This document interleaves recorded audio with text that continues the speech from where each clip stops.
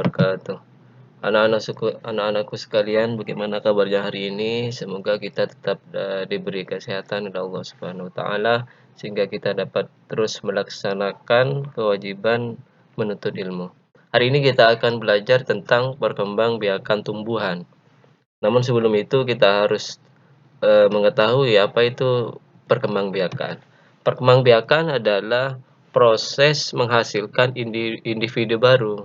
Jadi contohnya misalkan kita manusia, jadi melangsungkan perkawinan antara laki-laki dan perempuan, kemudian setelah beberapa waktu kemudian melahirkan. Nah, bayi yang dilahirkan itu adalah merupakan proses dari perkembangbiakan. Jadi manusia itu berkembang biak dengan cara melahirkan, jadi menghasilkan anak, individu baru.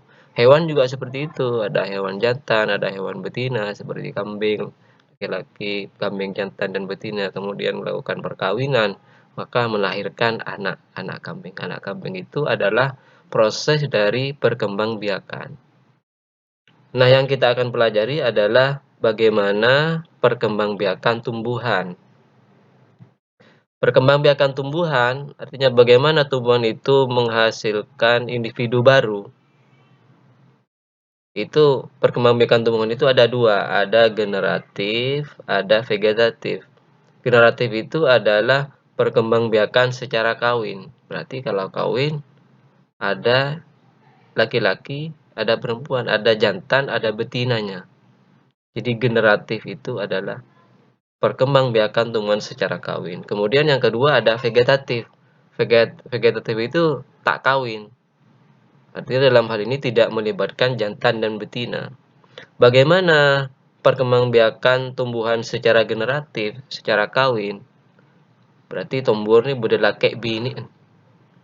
Berdelakek bini. Ada jantan, ada betina. Kalau hewan yang jelas karena kambing berdelakek berbini. Bagaimana dengan tumbuhan?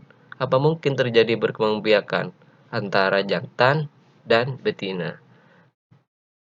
Perkembangbiakan secara kawin dengan melibatkan jantan dan betina pada tumbuhan, kita pelajari dulu alat perkembangbiakannya pada tumbuhan. Biasanya tumbuhan yang berkembangbiak secara generatif, secara kawin itu terjadi pada tumbuhan yang memiliki bunga, kempeng. Ini umumnya kebanyakan. Jadi di bunga itulah ada jantannya, ada betinanya di dalam bunga itu. Jadi sebelumnya, jadi alat perkembangbiakan pada tumbuhan itu yang struktur bunga kita akan pelajari. Ada tangkai bunga, ada dasar bunga, ada kelopak bunga, ada mahkota bunga, ada benang sari, ada putik. Nah, benang sari ini yang merupakan alat kelamin jantan pada bunga. Selake, kocak benang sari. Yang sebini, yang betina disebut putik. Kita lanjut. Nah, ini merupakan nama-nama bagian bunga tadi. Jadi ada tangkai bunga, telangker dan orang, kemudian ada dasar bunga, bebenah, ada kelopak bunga, kemudian ada mahkota bunga yang berwarna-warni di pinggir, itu namanya mahkota bunga. Nah, ini alat kelamin jantannya seperti tengahan, si bunga yang lanceng, yang di pinggir itu benang sari, ada selake, yang jantan. Kemudian putiknya setengahan. Jadi ini yang putih ini yang alat kelamin betinanya, si bini. Bagaimana? Jadi benang sari itu merupakan alat kelamin jantan. Jadi seneng elem kempeng, secang lancang pengkir, itu benang sari. Jadi jumlahnya lebih banyak. Setengahan itu namanya putih, alat kelamin si bini. Tidak semua tumbuhan memiliki benang sari dan putik. Jadi tidak semua tumbuhan yang berbunga itu ada jantan dan betinanya. Tapi umumnya kebanyakan ada. Lelaki benih seperti salak, nah itu ada beda selake, beda sebini meloloh. Jadi dalam satu bunga itu hun lake. Satunya yang tumbuhan lainnya itu bini. Jadi tidak lengkap artinya.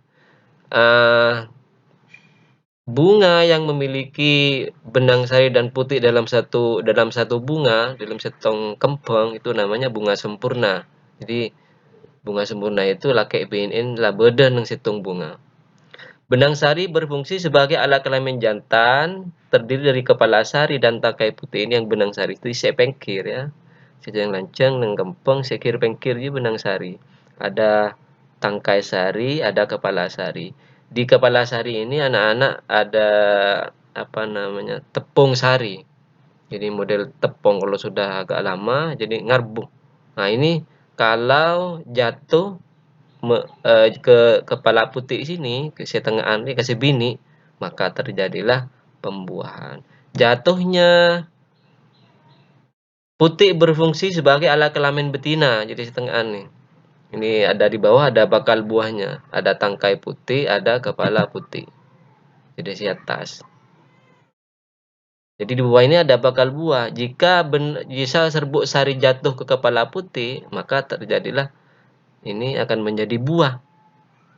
Bakal biji kemudian akan jadi buah. Maka bijinya ini yang ditanam, yang kemudian menjadi individu baru. Bagaimana terjadinya perkembangbiakan pada tumbuhan? Perkembangbiakan tumbuhan diawali dengan penyerbukan, yaitu melekatnya atau jatuhnya serbuk sari ke kepala putih. Jadi serbuk sari yang ada di kepala benang sari itu, anak-anak, ini serbuk sari yang ada di kepala benang sari yang berbentuk serbuk itu jika jatuh ke kepala putih itu namanya penyerbukan. Jadi jatuhnya serbuk sari ke kepala putih itu namanya penyerbukan. Setelah terjadi penyerbukan, maka akan terjadi pembuahan. Nah, jatuhnya serbuk sari ini biasanya atas karena perantara angin, misalkan pepet angin, jadi serbuk. Karena bentuknya seperti tepung, jatuh ke sini, maka terjadi penyerbukan. Kemudian atau serangga hinggap di sini, kemudian di kakinya tepung sarinya lengket, kemudian pindah ke sini sehingga bertemu antara jantan dan betinanya. Atau hujan, jadi kena hujan di sini. Atau dengan bantuan manusia, sengaja dikawinkan. Maka setelah proses penyerbukan ini, maka akan terjadi pembuahan. Demikianlah anak-anak proses terjadinya perkembangbiakan pada tumbuhan dalam hal ini secara generatif, yaitu secara kawin, melibatkan alat kelamin jantan yang dinamakan dengan benang sari atau alat kelamin betina yang dinamakan putik yang ada pada bunga. Sehingga dengan bertemunya itu disebut dengan penyerbukan, maka terjadilah pembuahan. Demikianlah pelajaran hari ini, mudah-mudahan bermanfaat. Wassalamualaikum warahmatullahi wabarakatuh.